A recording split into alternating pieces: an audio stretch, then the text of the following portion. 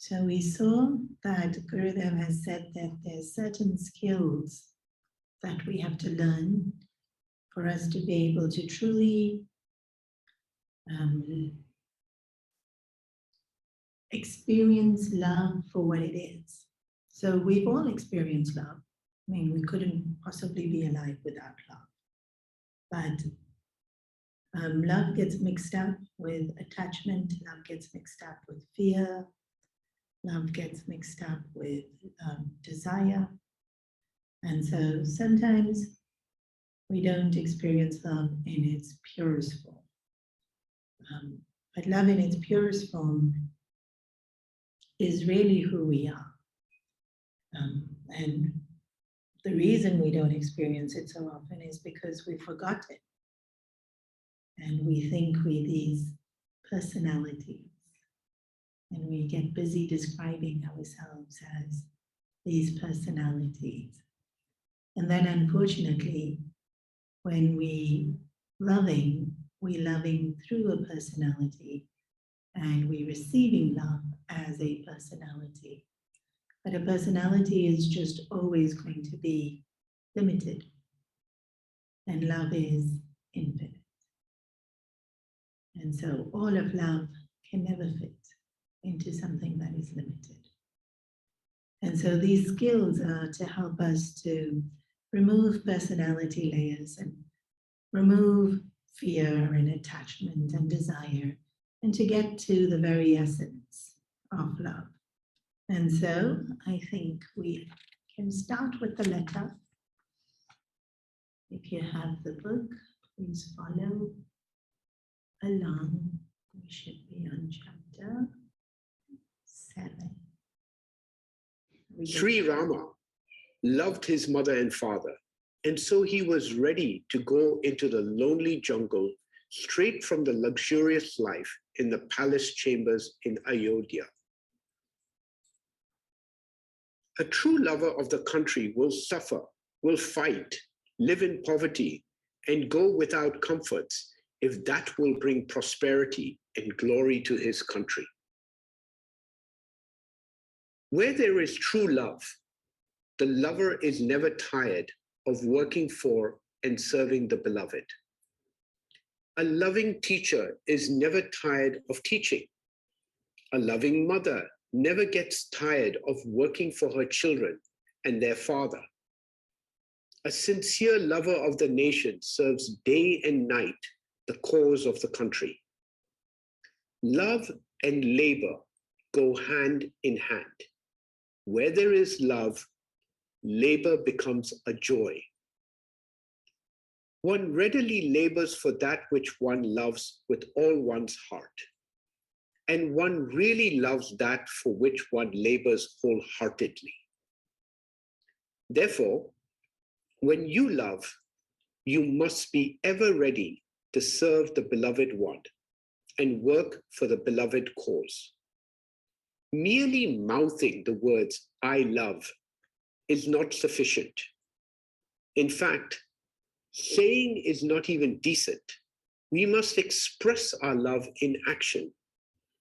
That is nobler, diviner, compelling, dynamic. Let your tongues remain silent. Let your hands and legs serve. Let your hearts flood the atmosphere with love.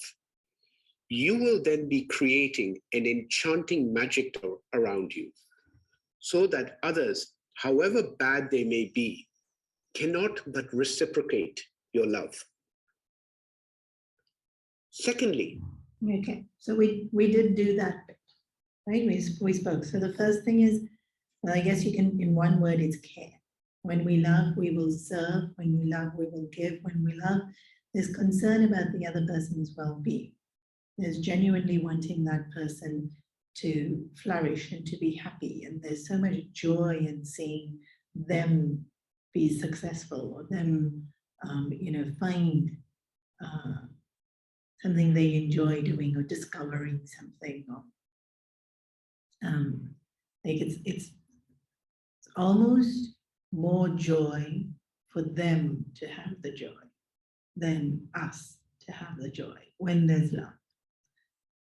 When there isn't love, then we'll get annoyed. Why are they so happy? Why are they so successful? Like, stop it. But when there's love, there's this incredible feeling of being okay with not being in the limelight, or being okay with not having more, getting more attention, getting more praise, getting more success, getting more. So the need for selfish desire reduces. And that's why love is so incredibly powerful. And that's why on the spiritual journey, love is such a crucial part of the journey, because so much of our lives, it does become about me. What am I doing and how am I doing it and how well am I doing it? And am I getting what I want? Am I being seen in the way I want to be seen? Unfortunately, we spend so much time with those kind of thoughts. Whether it's trying to create who we want to be or how we want to be seen, or judging whatever it is we think we are. So sometimes we're trying to create the person we want to be, and sometimes we just constantly, oh, this is good, this is bad, but it's about us, right? So we can be extremely critical of ourselves, or even just we can be extremely praiseful of ourselves too sometimes. But it's more like effort in constant evaluation. And I've seen these New Year diaries where they have goal for the day, and did you accomplish the goal for the day, and how much do you feel you were successful today? How healthy were you today? Did you eat enough today? Did you sleep enough today? And I remember seeing that diary, and there were so many things there that you had to take. I was thinking, oh my God, that's exhausting. And then you were telling me that that diary sells really well. And so people really sit and want to monitor themselves. And I guess on the 1st of Jan, you're thinking, I'll have this incredible year, I'll make every day count, and so I'll tick all these boxes. But we end up just thinking about ourselves too much. How much I slept and how much. So there's so much of our thoughts are about me. I mean, not even necessarily in a very selfish way, right? Not even I want everything, give me attention, give me love, I'm so amazing. Just sometimes preoccupied with things like, did I sleep enough? And what did I eat? And how many calories is this? And am I putting on weight? Or, did I say the right thing? Did I sound okay? Did they take it the wrong way? Did they understand what I was saying? And we just spend so much time on thinking about me. And so the beautiful thing about love is it puts a pause to that. I'm not thinking so much about me now. I'm happily thinking about this person that I love. And even if I am thinking about me, it's how I can give, or how I can do, or how I can be, so that it is supportive for them. And so many times people will ask, so-and-so is going through this, what can I do? Because now it's not about me being the most important person in my life. The people we love are the most important in our life. And the beautiful thing about love is I want to be the best I can be for them. When I want to be the best I can be for me, one, it's very hard because the motivation is so tedious because it feels so labored that I have to be amazing. But when I want to be, I want to be kind and supportive to someone else, or I want to be strong for this other person, motivation's so much more motivating I know, very bad. I should think of more words, but you know what I'm saying? It suddenly becomes less of an effort. It becomes more of a joy. Because if I am strong for them and I am there for them, and they, you know, even just that one look of like, they don't even say thank you, they just look at you like, thank you, and you already you're so happy. You know, whereas if I have to be successful and I have to get, you know, my grades or a promotion, and then it's like I'm happy, and then what? It's very interesting. When we accomplish things for ourselves, we'll accomplish it, and then immediately the thing is, and then what? But when we give to somebody we love, and there's a hug, or there's a smile, or even there's, you know, a holding of a hand, and then the thought that follows isn't and then what? Or a now what? It's you just in that moment. You're just enjoying that moment. You're enjoying that connection. You're enjoying that person. And so much more fulfilling when we are the best we can be for someone else.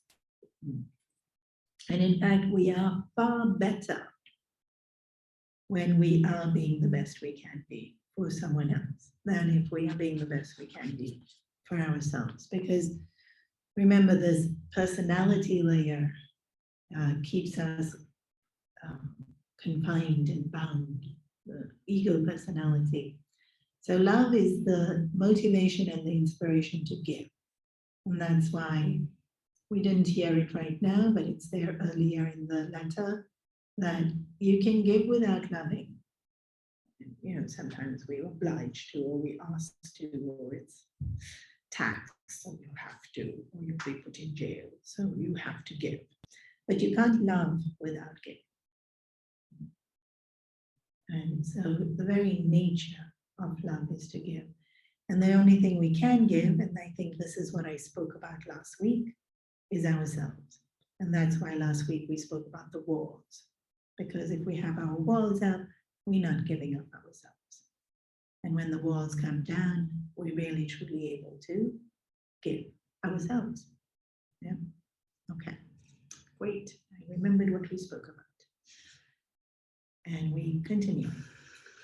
The lover will always have a deep response to the beloved. When one is sincerely anxious for the beloved, there will rise in the lover's mind an ability to respond readily to the needs and feeling of the beloved. This ability to respond to the needs of others around is the true meaning of responsibility. Response-ability. This term has now come to be understood as an imposition of some heavy duty upon our shoulders by some powers outside ourselves. It is not so. As we grow and expand in love deep within ourselves, we shall discover that we have become more and more sensitive to uncover the silent needs of others and understand them. To strive to fulfill for them their needs thus becomes a lover's ecstatic passion. This is seen most conspicuously in a mother. Her love for her children is immeasurable. Therefore, she becomes tuned up to her children. Even when they are away, it has happened millions of times that the mother feels that the child is not keeping well in the distant land. In psychology, this is called telepathy. In varying degrees, when our love is sincere, something in us suddenly tells us that our loved one is happy or unhappy. That is the ability to respond sympathetically to the beloved. This is a sure sign of true love, and love cannot but generate this secret ability in the heart of the lover. This is true only when there is deep and sincere love. Else, What we feel is only our own selfish wish. Give love and be sensitive in your heart to feel for the unsaid wishes of the beloved. You will find what I have said above actually happening many times every day. They surprise not only you, but especially thrill the beloved also. Each time this happens, there will be an explosion of joy in the hearts of both. Leaders become popular, businessmen become more successful, officers become lovable, friends become intimate, people become great as social workers, teachers, advocates, engineers, doctors, etc., all because of their unconscious powers to tune in and come to the needs of others instinctively. And in all such cases, they have naturally, perhaps not by any deliberate training, an intense love for others or for their work. All of you, my children, are to become great men and women of India, to raise the country and its culture to its fuller glory, perhaps as never before. Therefore, you must cultivate this secret power of love, love that conquers, love that can transform others around you. When we have such an army of real men and women equipped with sincere love in their hearts, we can march out to give love to the world and lift mankind into a world that is peaceful, prosperous, united, and contented. I have now explained two of the four basic factors behind love. One cannot be without the other. They are both very intimately connected with each other. We can never have sincere concern for the beloved without a sense of deep response to the beloved. The remaining two factors we will discuss in our next letter. Each letter coming from here on will carry for you more and more understanding of love. You must learn to practice this at home and in school, among your relations and friends. Tell your sevak sevika how far you are successful. Even if you have failed, report to him or her. Your Bal Vihar sevak sevika will explain to you why you failed. Swami Chinmaya, Uttakarshi, 5th August, 1968. Gurudev had a lot of faith in the Savikas. Okay, so the second quality Gurudev refers to as a sense of deep response. And you all must have experienced this. The example he gives is the mother knowing when the child is sick. It might not be mother, might be you were thinking of a friend and the friend calls. Might be you really needed chocolate cake and somebody turns up saying, you know, I saw the cake and I just suddenly thought of you. Has it happened to you? Happens to me all the time. I'm serious. People see things in supermarkets and restaurants and suddenly remember me. It's a lot of fun. Okay, so what is this deep response? This deep response is, some people will say this deep response is like empathy, that I can feel what another person is feeling. Not sympathy. Sympathy is I feel bad for you, that you are suffering. Empathy is I can understand this feeling because I also feel this way at a particular point in time. And, you know, so we can be, and it's not necessarily bad things, right? Like, so the other day somebody got engaged and the mother called me and said, they engaged. And I said, but we knew she was going to say yes. Like, why are you so excited? And she's like, but they engaged. I'm like, okay, I'm excited for you. But obviously, I'm not understanding why they're excited when we already knew they're going to say yes. We already knew they're getting married. But obviously, for a mother, it's very exciting. And I wasn't being empathetic. For a mother, be excited that her kid's engaged.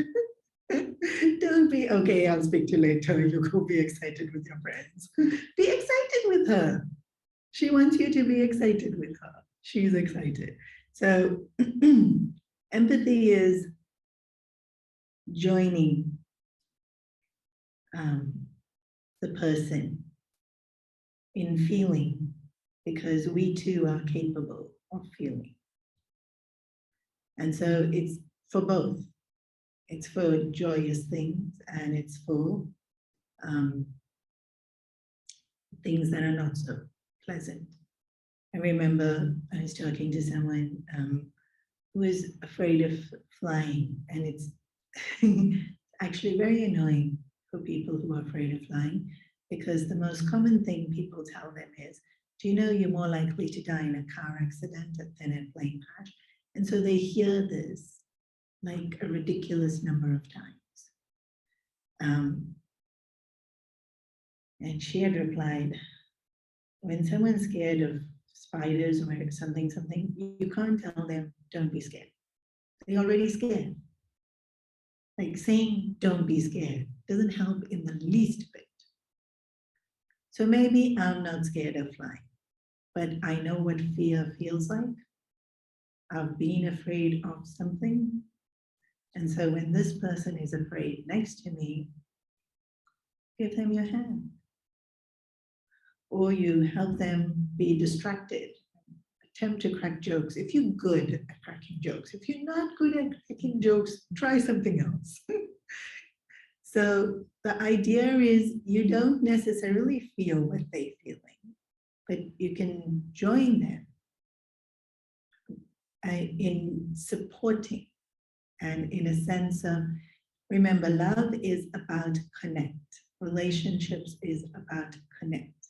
And if a person's on a particular emotion, the only way to connect with them is to vibrate at the same frequency. But it doesn't mean I feel fear.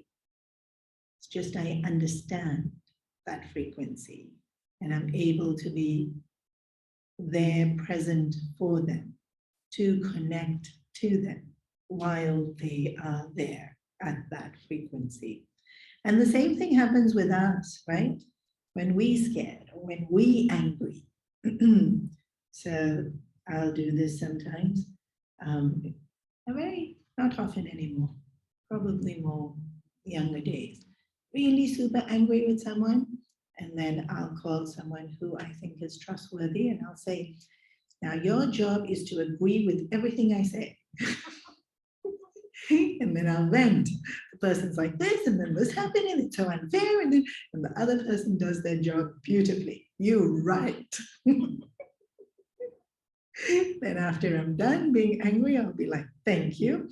And sometimes say, can I say something else? No, you cannot. You cannot give me your opinion. Tomorrow, not today. Today, I'm angry. And that's fine too, right? So tomorrow I will listen. But today I need to be angry. And in relationships, this is so crucial. If the person needs to be angry and the other person tells them, don't be so petty, but they needing to be angry at that moment. So allow them. You don't have to agree. Like I said, you don't have to feel the emotion that they're feeling, but we know the emotion because we've also experienced it. Different scenario, different reason, different time and space, but we know the emotion. So it's a little bit like holding space and time so that they can be themselves. And we've had people do it for us. So we know how comforting, nurturing, reassuring it is when somebody does that for us. So empathy. Empathy is to be able to meet the person where they are in their frame of mind. But the sense of deep response is more than empathy. It's intuitively understanding. So what is intuition? Actually, what is intuition? There's a lot of literature on what it is, which doesn't do a good job necessarily of explaining what it is. And there's different versions of what it could be.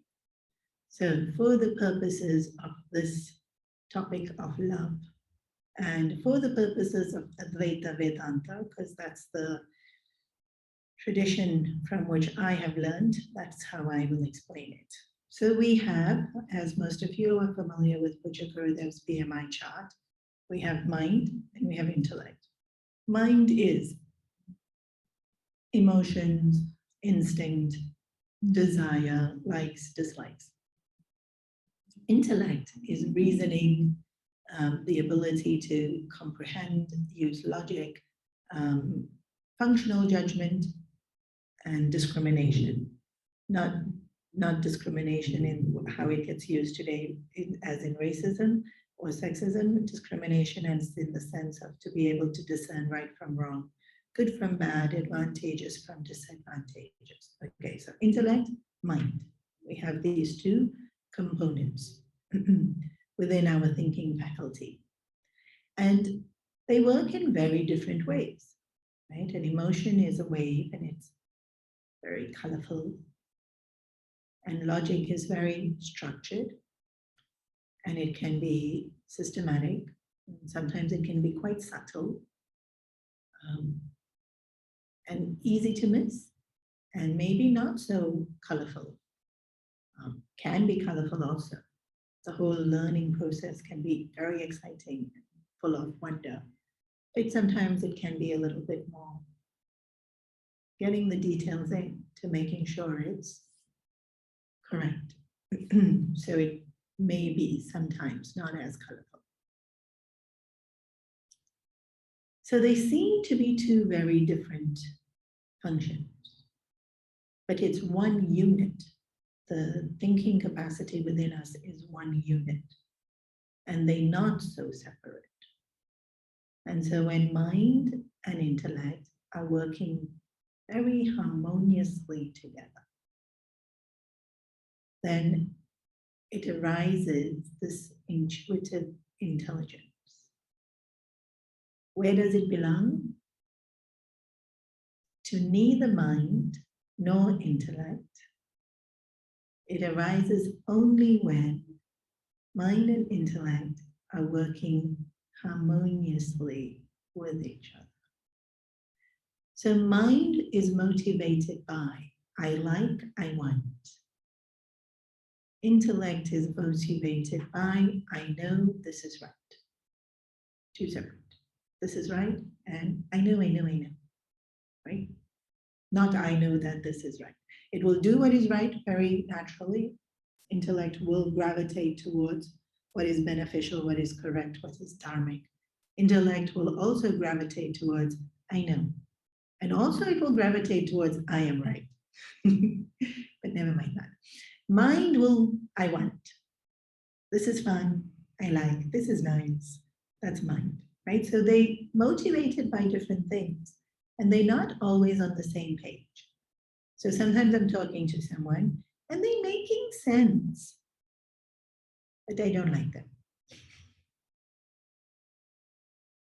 So mind and intellect are not harmonious.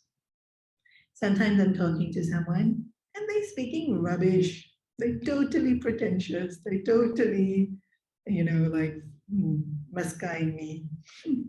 But I'm charmed. So mind likes, they love all this flattery and all this attention. Even though intellect is saying rubbish, that is false flattery, do not fall for it. Mind has already fallen, loving it, lapping it up. So mind and intellect aren't working together all the time. In fact, to get them to work together is quite an accomplishment. But when they do work together,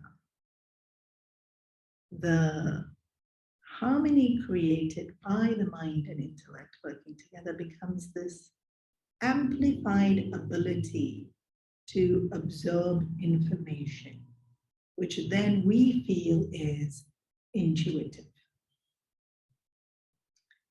So, when we get to know a person, we will like them or dislike them with our mind. If we love them, we still like or dislike them with our mind. We can definitely dislike somebody we love. Very, very possible. Maybe we dislike them all the time, or we dislike them for periods of time. And I'm sure you've experienced this. This person who you love dearly, and you're looking at them and you say, you're so infuriating. But I love them. Even though they're driving me crazy. So I don't necessarily always like. So when I'm with a person, the mind will constantly see like, dislike. Mind will also desire. What can I get from them?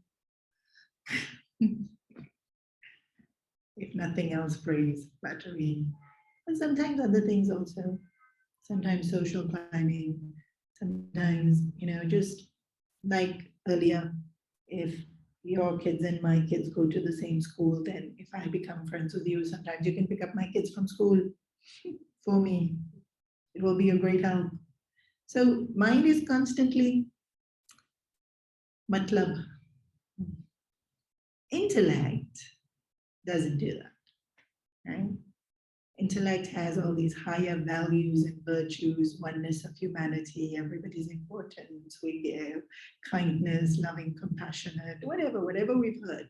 Intellect is all of those things. So which one wins when we're talking to the person? Will depend on our mood, will depend on which one we cultivate. But every now and then we get into this, when we truly love and we're just completely present and we're not liking and disliking and we're not thinking about ourselves and we're just there. And mind and intellect harmoniously are quiet. And we truly understand what they need or what they say or what they feel or what's their fear. But if mind is busy having its opinions, and if intellect is busy making judgments, we won't get to that point. We'll think we know. We'll psychoanalyze them. This person, they always do this because this. That's all intellect. Using our reasoning and our deductions and intuitively when we understand, there's just this sense of knowing, and it comes from a very place of concern for the other person's well-being, right? It comes from a sense of me being well, and so I'm available to understand this other person. And very crucial to understand, in intuitive understanding, there isn't judgment. So sometimes I'm trying to figure out, why am I not getting along with this person? Like I'm trying everything, I'm being nice to them, I'm still not getting along with this person. What's going on? What's going on? And then when intuitive understanding kicks in and, they feel threatened, or they're afraid, or they're jealous, or whatever it is that I come to understand, there's no judgment of that. Why? Because remember, we have all those same emotions. We feel threatened. We insecure. We get jealous. We want attention. Whatever it is, there's no need to judge the other person. We just know it to be, we know it to be what it is, as it is. Right? And the beautiful thing in spirituality and intuitive understanding is there's also the underlying understanding that it is what it is right now, and it will change. And it will change is very important. Because if it is what it is, and then forever it's going to be that, that can be a bit like, well, I'm not going to accept that then, because this person hates me, or this person has so much anger, or there's so much insecurity, or there's some, and then I have to accept that forever and ever, then that's a bit overwhelming to have to accept forever and ever. But if I have to just accept it, that it is what it is for right now, and nothing lasts. Gosh, my mind keeps changing, their mind's going to keep changing, and so definitely nothing lasts. It just is what it is for right now. Yeah. And that's the beautiful thing about relative. The whole world is only relative. Yeah. Absolute is Brahman, Om, truth, Sat, Chit, Anand. That's the only thing that's absolute. That's the only thing that never changes. Everything else is relative. So relatively speaking, right now, we're not getting along and I'm feeling immense jealousy. It's relative. Tomorrow I will feel something else. I can change what I'm feeling tomorrow to feel something else. Right now we're not getting along and they feeling very threatened. That's okay. That can change. I can show them I intend no threat, no exploitation, no anger towards them. So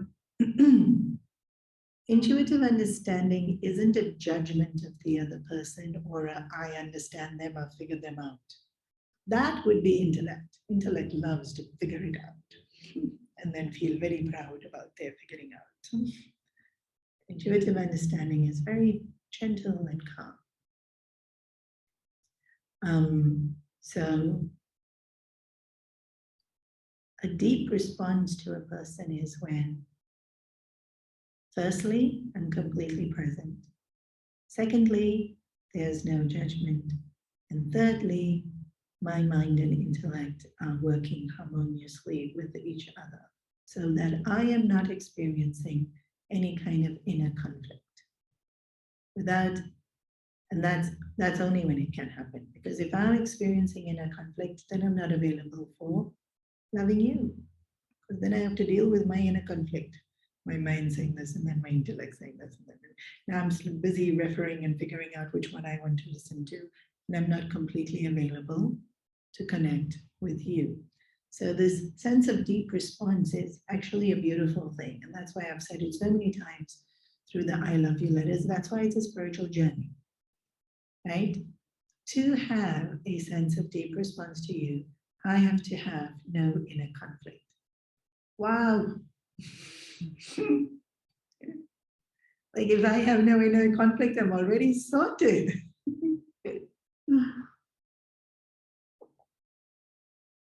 But why am I having no inner conflict?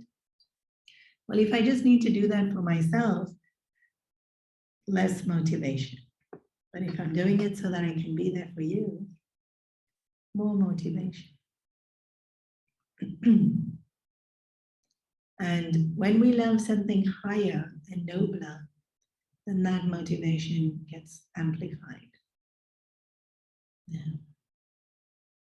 So when the love is still, I want you to love me back, there's still motivation for me to be the best I can be. But there's the fear mixed in with it because maybe you won't love me back. And when it doesn't matter if you love me back, I just want to do what's best, then that's when I can really excel. And it's interesting that I've seen this the most, not in romance, but in parenting. In parenting, sometimes a person can desperately want the kid to love them back.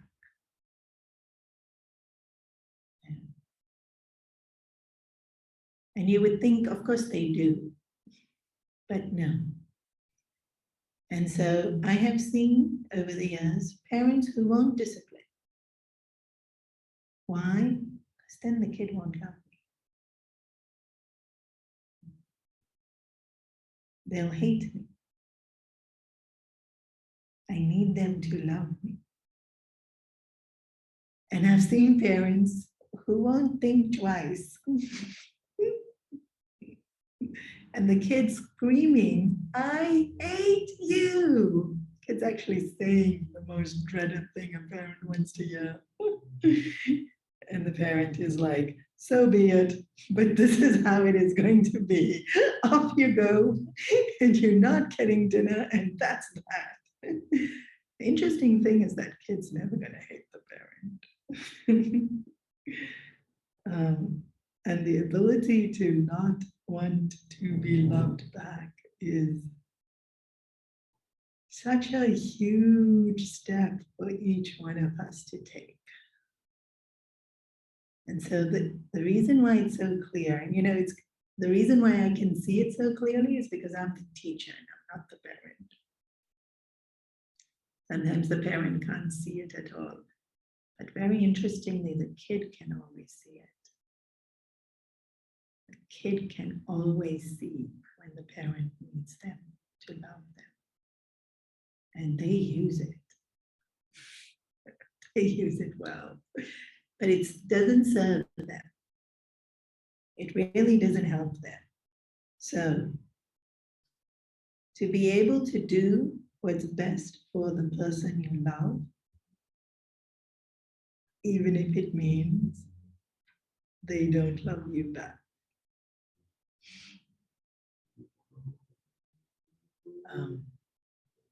Is deep response. Because it's not about me. It's only about what's good for them. Of course, that only applies to kids when they're young. Once they're older, they're not listening to you anyway. So it doesn't matter.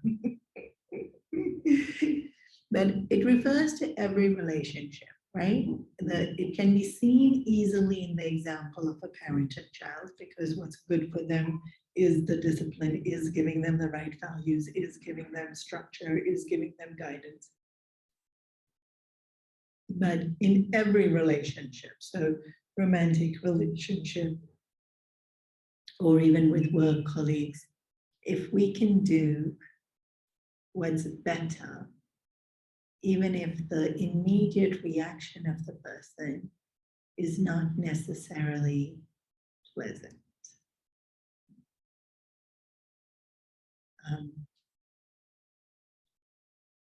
Somebody sent me a quote saying the difference between punya and papa. These are merit and sin. Punya is merit, papa is sin. So they said, credit card. Which one's credit card? You enjoy first and you pay later. So enjoy first, pay later is papa. Debit card is you pay first and you enjoy later. Is that how it works? Well, that's what the quote said. So you do whatever's difficult first, and then you reap the benefits for it later. That's punya. So initial reaction might be unpleasant from that person, but long term, the relationship will get stronger.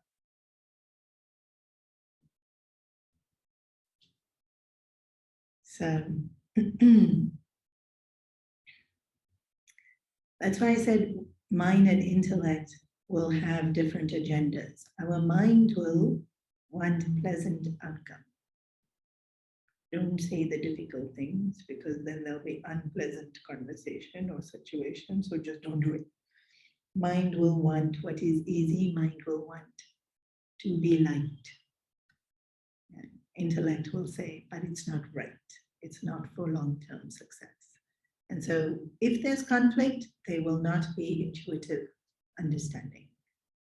If mind can be quiet and just listen to intellect And then there's harmony between mind and intellect. Intuitive understanding of how to best do it will come.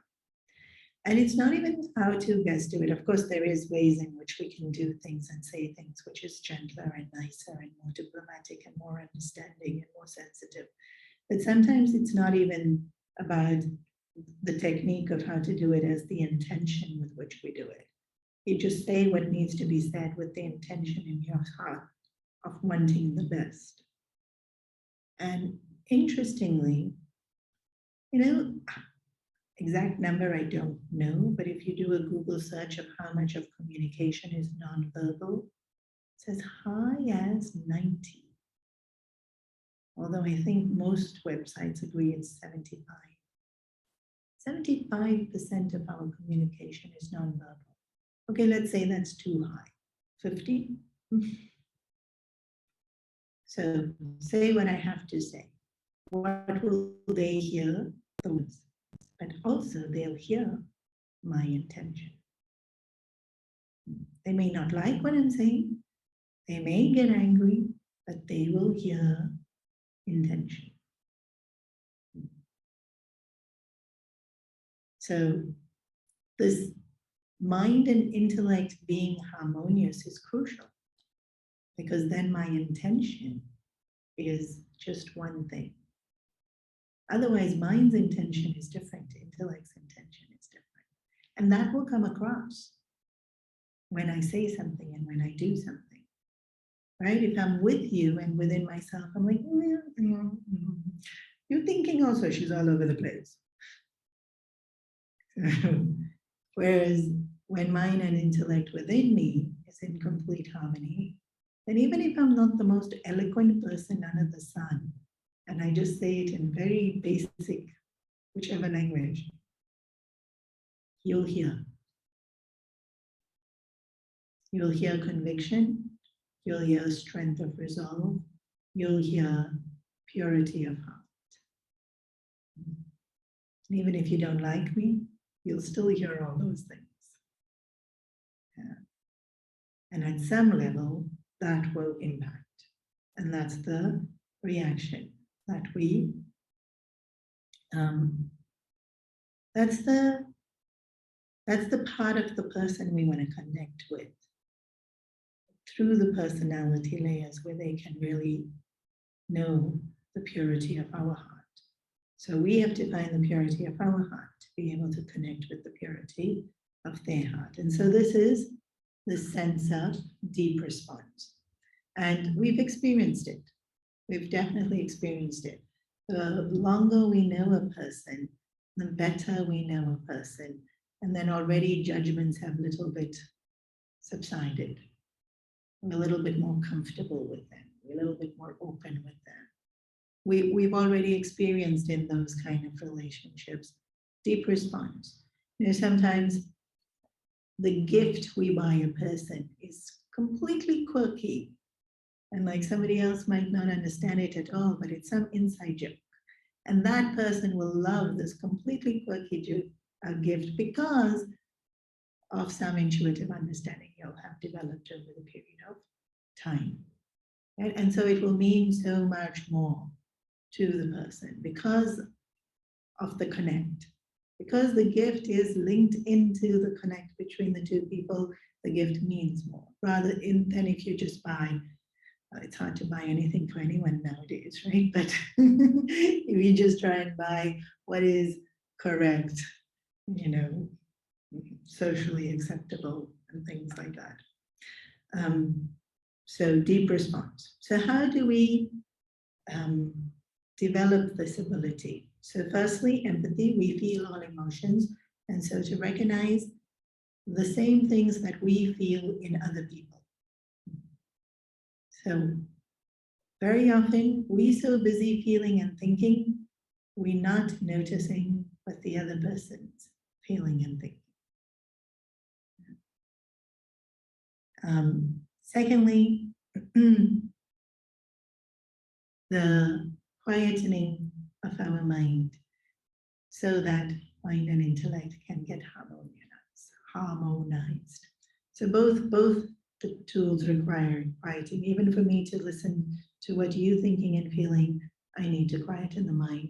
Even for me to harmonize mind and intellect, I need to quieten the mind. When there's love, it happens automatically. I don't have to try. But when maybe that love gets mixed with fear or desire or attachment, then I have to try. Because desire, attachment, fear will make the mind noisy. And so to understand what's making my mind noisy and the ability to put it aside. And so it's something like, I know I'm feeling this, but I don't have to listen to the thoughts that are telling me I'm feeling it. Does that make sense? Yes. So maybe I'm scared right now. I don't have to listen to all the thoughts that are telling me that I'm scared right now. I can listen to you. This is very, a very important skill, beneficial skill, advantageous skill to exercise in any relationship. And the depth of the relationship is so much more when we can do this. Because the relationship is necessarily with the other person. But if we are so busy listening to only our own mind, then the relationship's with our own mind. It's not with the other person. So I have to say shush, and I have to actually hear or be present or be there for that person. Then the relationship can be with that person. And that's when connect happens. And that's when deep response happens. And, in psychology, rule 1 is listen. Some therapists will go as far as to say, no other treatment is needed. Listening is treatment enough. And that is true. And in fact, medical practitioners will tell you this. That very often people will come in with some kind of disease and some kind of this, and they're in the hospital. And actually all they need to do is talk and be heard. And somebody say, yes, I understand. And then they're good. Unfortunately, our medical hospitals don't have the time to do that. I'm not faulting. They're really genuinely very busy, especially now with COVID, right? Bichara, they're over.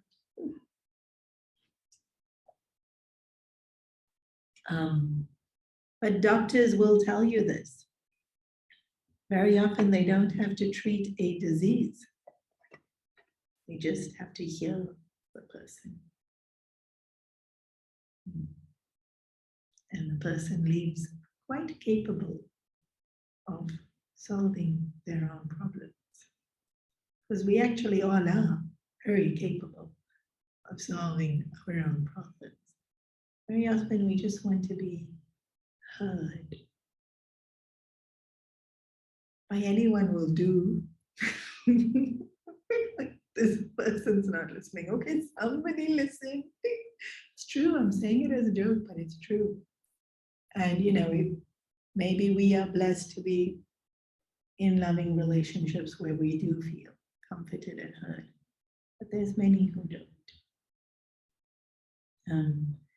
And so to be fully heard is extremely healing. And so if in a relationship, I can do that. I can just fully hear the other person. that will incredibly deepen the relationship. And almost always, they will happily respond and reciprocate. Almost always, not always. Okay, we'll pause here. Any questions? You know, sometimes you meet like fortune tellers and they have an intuition. Fortune telling You intuition. know, fortune tellers, but some people have this sixth sense, a premonition or an intuition about you. Where does that of them? Because it's not their mind. So if it's a legit person and not just somebody who's trying to make money of you, it's a siddhi. So we all are connected to total mind. Total mind means every single mind plus, plus, plus. Right? It's that whole synergy thing. So everybody's mind together, expanded tenfold, is total mind. But that means all of us are plugged into total mind. And so I can develop a power to go into total mind. And then I will have access to far more knowledge than I would normally have as my individual mind. It's a siddhi, but yeah, it's also called intuition. How do you connect to that? A meditation, japa.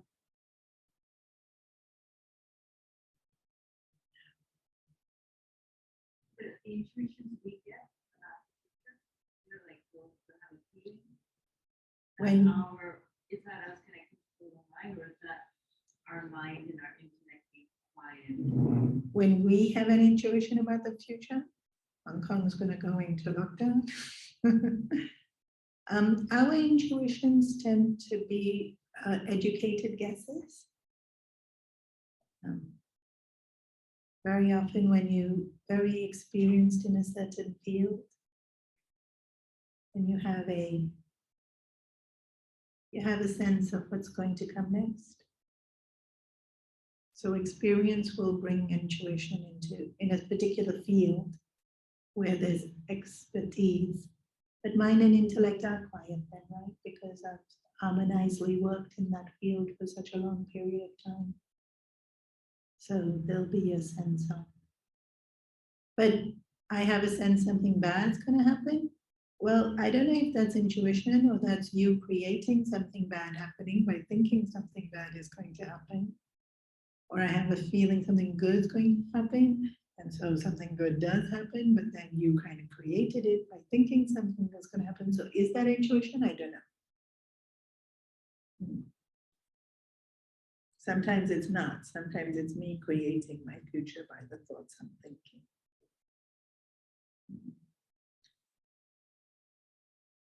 Does that answer your question? Is it possible to create your future by the thoughts you're thinking? 100%. We are creating our future by the thoughts we are thinking. We're constantly doing it. But I found constantly change it. Yes. Especially that way, which is probably not transparent the way you want to steady state thought. Yeah. But you had a thought you would want to come to Hong Kong, and here you are. Thoughts are creating our future. And yes, it has to be a steady thought, otherwise it doesn't manifest.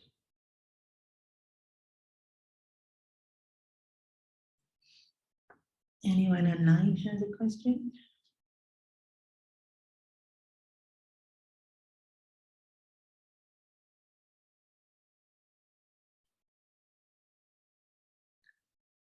Okay. Purnamada Purnamida Purnat Purnamadachyate Purnasya Purnamadaya Purnameva vashishyate. Om Shanti Shanti Shanti. Hari Om. Shri Gurubhyo Namah. Hari Om.